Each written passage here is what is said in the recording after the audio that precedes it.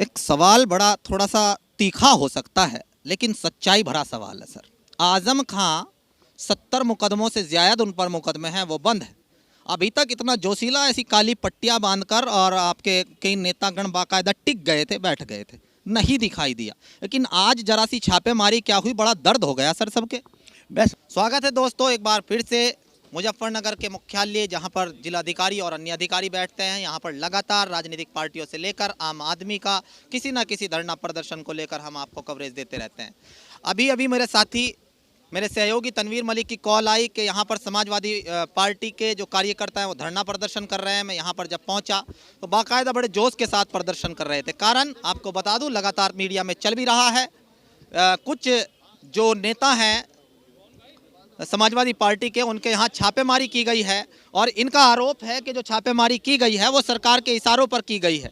और यहाँ पर लगातार मीडिया कर्मियों के जो पर्सन रहे हैं, वो सबसे पहला पर्सन रहा है कि यदि ये छापेमारी नहीं रुकती है तो आगे किस तरह की कार्रवाई और किस तरह का प्रदर्शन ये लोग करेंगे, वही हम जानने की कोशिश करेंगे। चलिए सीधा चलते हैं, जिला अध्यक्ष प्रमोद त्यागी जी के साथ बात करेंगे।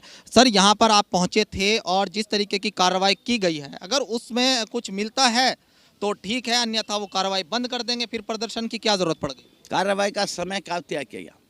आप समझिए, आप बहुत होशियार पत्रकार हैं। कार्रवाई का ये समय तय करना क्या सिद्ध करता है? कार्रवाई अगर हमारी कार्यकर्ता या हमारे किसी इंडस्ट्रियलिस्ट के व्यापार में थी तो उसके लिए बहुत वक्त था। जब चुनाव आयोग ने 10 दिन 15 दिन बाद की अधिसूचना जारी करने की घोषणा कर दी, उसके बाद ईडी का छापा मारना, ये क्या सिद्ध करता है?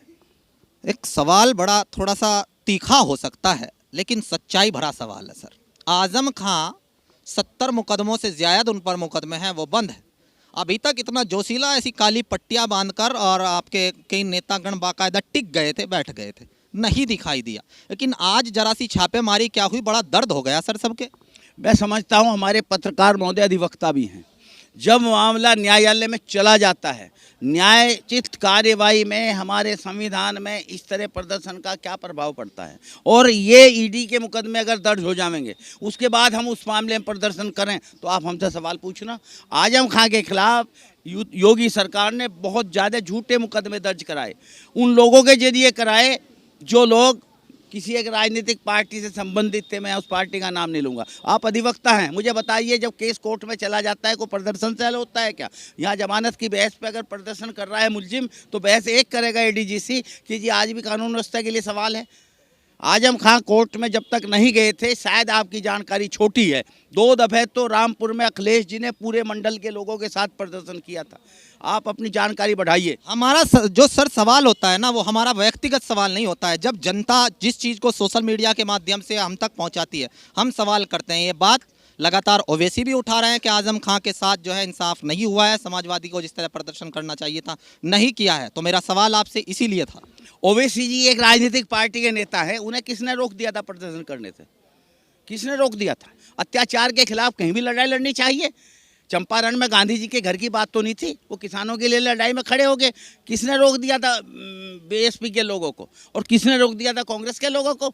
आजम खां के साथ अत्याचार में न्यायपालिका में जाने के बाद अगर वो उचित समझते लड़ते।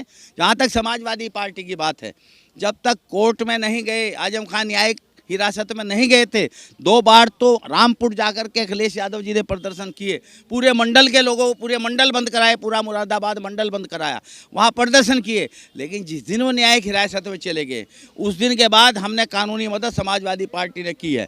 आप उनके परिवार से बात कीजिए, उनकी पत्नी है, उनकी पुत्रवधू है, उनके पुत्र हैं, बात कीजिए कि समाजवादी पार्टी का जो कर्तव्य था उन्होंने पूरा किया है, नहीं किया। ओवैसी जी को कौन रोक रहा है? क्यों नहीं करते प्रदर्शन? क्या पूछ लेंगे आप? ओवैसी जी आए थे कि आपने प्रदर्शन क्यों नहीं किया? बिल्कुल, मैं सवाल भी करता हूँ। लगातार आवाज़ तो वो उठा रहे हैं सर। आवाज़ कैसी आवाज़ हम नहीं उठा रहे क्या? अखिलेश जी बराबर नहीं बोल रहे क्या? विधानसभा में नहीं आवाज़ उठाई क्या आजम खां के लिए? समाजवादी बराबर आवाज़ उठा रहे हैं।